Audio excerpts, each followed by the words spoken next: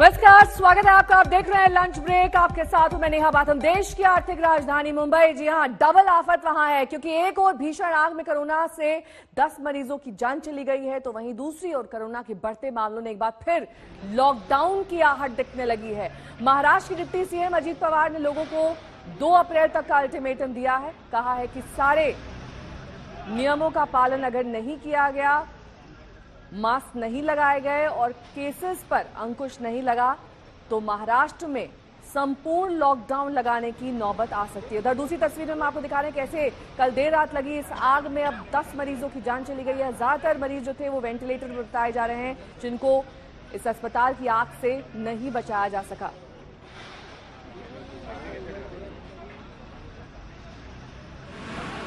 ये आग की तस्वीरें कल देर रात की लगभग 11:30 बजे ये आग लगी। ग्राउंड फ्लोर से आग शुरू हुई। हालांकि कई सवाल यहां पर खड़े हो रहे हैं कि क्या वाकई इस तरीके से अस्पताल को मॉल में खोलना चाहिए था। हालांकि ये ऐसा कदम था जो कोविड के दौर में उठाया गया, लेकिन अब इस आग ने कई सवाल खड़े कर दिए हैं। उद्धव ठाकरे ने कहा है कि मामले की जांच की जाएगी, दोषियों पर सख्त कार्रवाई की जाएगी, लेकिन 10 लोगों की जान चली गई है। घटनास्थल का दौरा किया है सीएम ने। उन्होंने कहा है कि जरूरत के हिसाब से कोरोना अस्पताल बने, और यही वजह थी कि मॉल में इस तरीके से अस्पताल को जगह दी गई। इस फ्लोर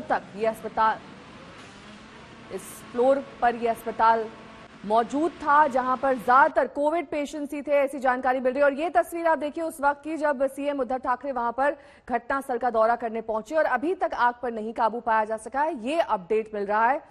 हालांकि अब सीएम की ओर से आश्वासन दिया गया है कि इस पूरे मामले की जांच की जाएगी निष्पक्ष तरीके से।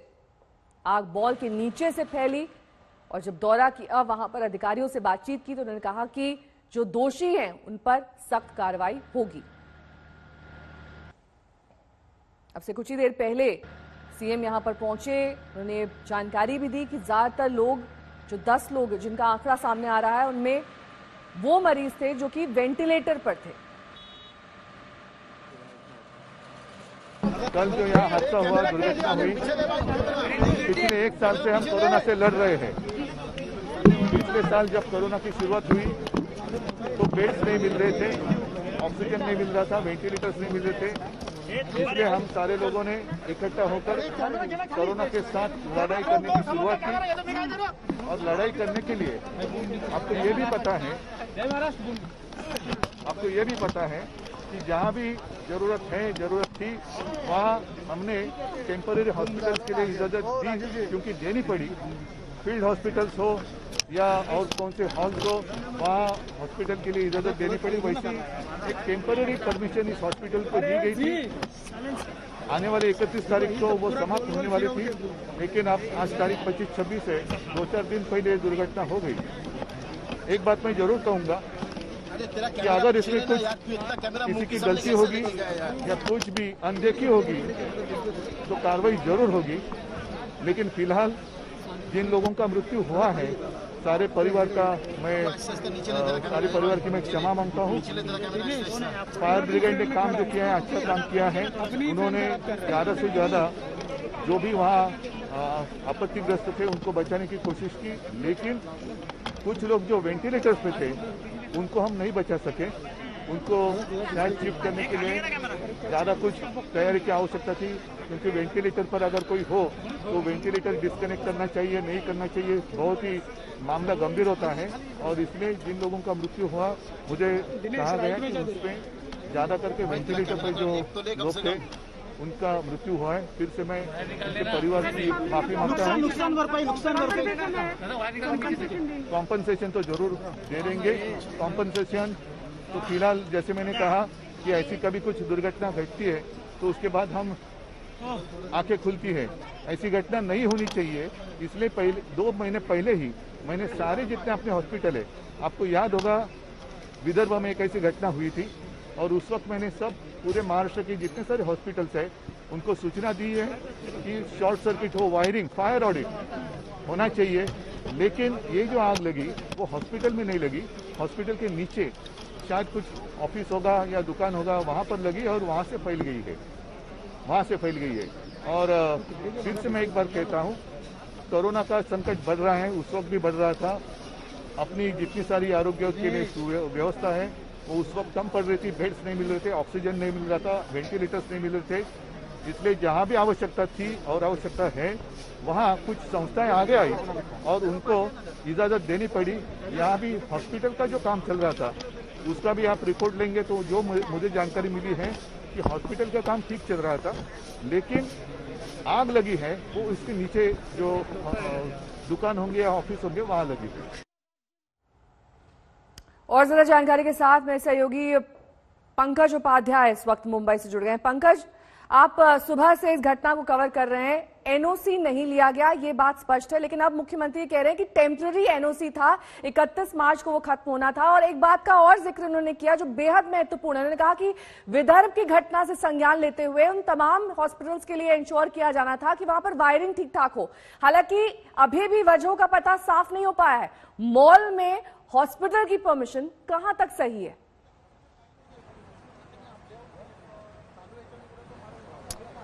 देखिए, मुख्यमंत्री उद्धव ठाकरे और मुंबई की मेयर किशोरी पेडनेकर दोनों यहां पर मौजूद थे और उन्होंने अस्पताल को तो क्लीन चिट दे दी। कहा कि जो आग है अस्पताल में नहीं लगी गई थी, टेम्पररी परमिशन दी गई थी क्योंकि कोविड काल में जरूरत ऐसी थी कि जितने ज्यादा से ज्यादा फैसिलिटीज खोली जा सके, जितनी ज्यादा से ज्यादा कोविड फैसिलिटीज खोली जा सके और लोगों को सुविधा दी जा सके, इसलिए परमिशन दे दी गई थी। 31 मार्च को परमिशन खत्म होनी थी, लेकिन उससे पहले ही ये दर्दनाक घटना हो गई है। इस बात को भी साफ किया कि मॉल में आग लगी थी, उसके ग्राउंड फ्लोर पर आग लगी थी, जिससे ये आग पूरे मॉल में फैल गई। सबसे पहले मैं आपको दिखा देना चाहता हूं इस वक्त क्या हो रहा है। फायर फाइटिंग जो ऑपरेशंस है, फायर कंट्रोल का जो ऑपरेशन है, इस वक्त वो अपने आखिरी चरण में पहुंच गया है। और या फिर ये कहें जो कूलिंग प्रोसेस शुरू होती है, धीरे धीरे मैं देख रहा हूं उसको यहां पर प्रारंभ कर दिया गया है। यानी जो सबसे मुख्य टास्क था कि इस पूरे मॉल में जो अलग अलग छोटी छोटी पॉकेट्स में आग भड़की हुई है उसे काबू में पाया जाए, उसको काबू में करने के लिए जो प्रयास लगाए जा रहे थे वो सफल हो चुके हैं। लेकिन पूरे मॉल भर में जिस तरीके की भीषण आग लगी थी उसके बाद किस तरीके की यहां पर तस्वीर है इस वक्त आप ये कैमरे पे देख सकते हैं। भारतीय जनता पार्टी के कई नेतागण यहां पर आए जिन्होंने बीएमसी को जिम्मेदार ठहराया, स्टेट गवर्नमेंट को जिम्मेदार ठहराया। मुख्यमंत्री खुद यहां पर आए, उन्होंने ऐलान किया कि पीड़ित परिवार को 5 लाख रुपए दिए जाएंगे। यह भी साफ किया कि अस्पताल कोरोना काल में बनाया गया था। यह भी कहा कि कोरोना के वक्त इस अस्पताल को परमिशन दी गई थी और 31 मार्च को इसकी अनुमति खत्म हो रही थी। लेकिन उन्होंने भंडारा का भी जिक्र किया और कहा उसके बाद उन्होंने ये कहा था फायर ऑडिट, सेफ्टी ऑडिट तमाम स्ट्रक्चर्स का होना चाहिए। तो फायर यहां पर सेफ्टी नॉर्म्स मॉल में तो बिल्कुल नहीं थे और अगर ऐसे सूरत हाल में मॉल के ऊपर अगर कोई एस्टैब्लिशमेंट बनाया जाता है, चाहे यही क्यों ना कहा जाए कि लोगों को सुविधा देने के लिए बनाया गया है, तो फिर यह बड़ा खतरनाक साबित हो सकता है। और ऐसे समय में जबकि मुंबई और महाराष्ट्र में कोविड के केस एक बार फिर से बढ़ रहे हैं और सरकार ये कह रही है कि तमाम जितने इंतजाम है उसको एक बार फिर से साथ में लाया जाए, पब्लिक प्राइवेट हॉस्पिटल्स की इस वक्त कोऑर्डिनेशन होनी चाहिए, तो ऐसे में तो और ज्यादा ध्यान देना पड़ेगा जिससे इस तरीके की गलती दोबारा ना हो। अब सोचिए जरा, 10 मरीज, कोविड मरीज वेंटिलेटर में जो अपने आप को बचा भी नहीं सकते थे, आग में झुलसकर उनकी दर्दनाक यहां पर मौत हो गई।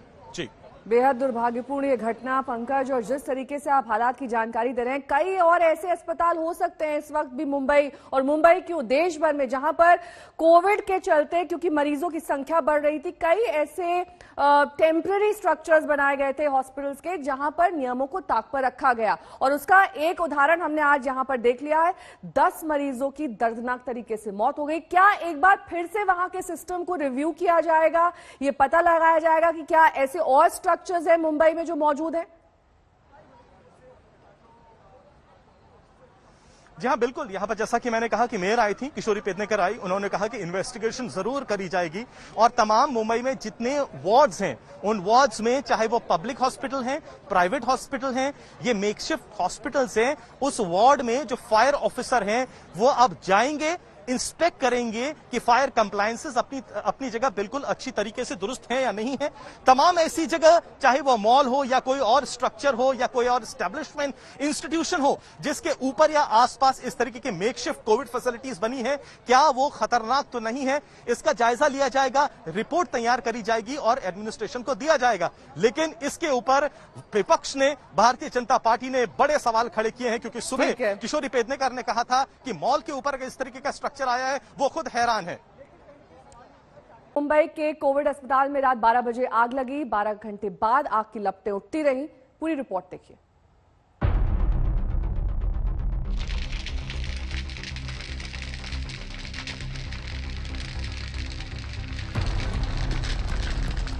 मुंबई के अस्पताल में बड़ी आग। 10 मरीजों की झुलसकर मौत। 12 घंटे बाद भी नहीं बुझी आग।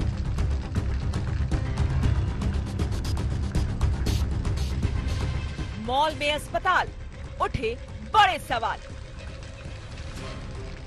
धू धू कर जलती आग देख चीख पुकार मच गई। मुंबई के भांडुप के ड्रीम्स मॉल में देर रात आग लगी और फैलती चली गई। डर था कहीं आग कोविड अस्पताल तक ना जा पहुंचे, और ये डर सही हो गया। देखते ही देखते आग मॉल की दूसरी मंजिल से तीसरी मंजिल तक जा पहुंची, जहां कोविड अस्पताल था। इस अस्पताल में 78 मरीज थे। आग फैली तो अफरा तफरी मच गई। राहत और बचाव के लिए दमकल की 23 गाड़ियां जुट गई, लेकिन आग भीषण हो चली। आग के वक्त कोविड अस्पताल में भर्ती मरीज सो रहे थे। किसी को संभलने का मौका तक नहीं मिला। 10 मरीजों की झुलसकर मौत हो गई। बीती रात मुंबई के सबअर्बन इलाके भांडुप के एक मॉल में भीषण आग लग गई। अब ग्राउंड प्लस 3 स्टोरी का ये मॉल है, जिसके 3rd फ्लोर में एक डेडिकेटेड कोविड हॉस्पिटल है। अब बृहन मुंबई म्युनिसिपल कॉर्पोरेशन की डेटा के हिसाब से इस मॉल में 76 पेशेंट्स थे, जिसमें से 73 कोविड पेशेंट्स थे। अब आग क्यों लगी? अस्पताल की माने तो उन्होंने जो स्टेटमेंट जारी किया है उसमें ये कहा गया है कि जो आग है वो मॉल के 1st फ्लोर में लगी और उसके बाद ये धीरे धीरे इसने पूरे मॉल को अपने गिरफ्त में ले लिया। आग इतनी भीषण थी कि दमकल की 23 गाड़ियां 12 घंटों की मशक्कत के बाद भी आग को नहीं बुझा पाई। अब भी आग पूरी तरह से नहीं बुझी है। पार्टी है जो चश्मे अरे दादा पकड़ना रहा है बूम के फर्स्ट फ्लोर पे आग लगी थी। उसके बाजू में एक सनराइज कोविड केयर सेंटर था। वहाँ पे लगभग 76 जो कोविड पेशेंट थे वो एडमिट थे। रेस्क्यू ऑपरेशन अभी चल रहा है। आग को नियंत्रण करने का काम चल रहा है। मुख्यमंत्री उद्धव ठाकरे ने मौके पर जाकर हादसे का जायजा लिया। उन्होंने खुद राहत और बचाव कार्य को देखा। हादसे के बाद मॉल में अस्पताल को लेकर सवाल उठने लगे। बीजेपी ने सवाल किया कि आखिर कैसे मॉल में अस्पताल को अनुमति दी गई। पीएनसी बैंक का घोटाला करके एसबीआई ने अपनी बेटी के लिए अस्पताल बनाया था। 9 लोगों की जान के साथ खेलने वालों के खिलाफ फौजदारी कार्रवाई होनी चाहिए। 2009 में ड्रीम्स मॉल विवादों में आया। 4 साल पहले एनसीएलटी ने एक प्रशासक नियुक्त किया था। इस मॉल के टॉप फ्लोर पर कोविड अस्पताल है। अस्पताल को पिछले साल ही कंडीशनल ओसी दिया गया। मुंबई से पंकज उपाध्याय के साथ आज तक ब्यूरो।